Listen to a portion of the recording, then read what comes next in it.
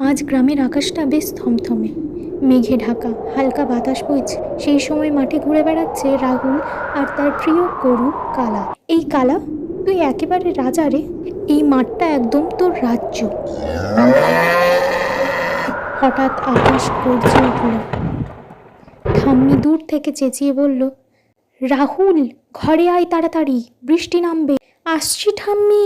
চল কালা, ঘরে চল। রাহুল দৌড়ে যায়। কালা একটু দূরে ছিল, ওদিকে হারিয়ে যায়। রাহুল ভিজতে ভিজতে ঘরে এসে, ঠাম্মি আমি চলে এসেছি। কালা কোথায় রে, ওকে আনলি না? রাহুল চমকে গেল।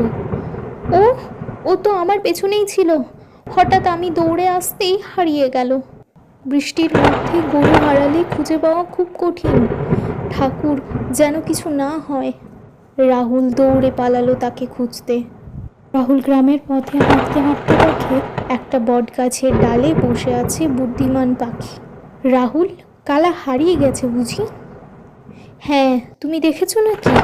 আমি আকাশ থেকে দেখছিলাম। কালা বাঁশবনের দিকে যাচ্ছিল, ও পুকুর পাড়ে ছিল কিছুক্ষণ আগে। চলো, আমাকে পথ দেখাও। চল, আমি ওপরে উড়ে যাচ্ছি।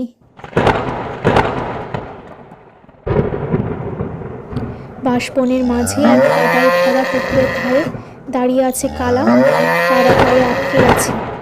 রাহুল দৌড়ে এসে, কালা আমি এসেছি, ভয় পাস না। রাহুল গাছের ডাল ভেঙে তুলে ফেললো গরুকে। এই ধর, 1 2 3, ওঠ। ধীরে ধীরে কালা উঠে এলো।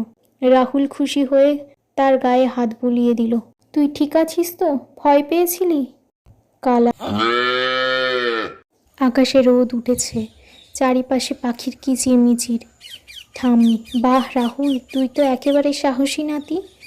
সত্যিকারের বন্ধুরা কখনো পিছিয়ে থাকে না।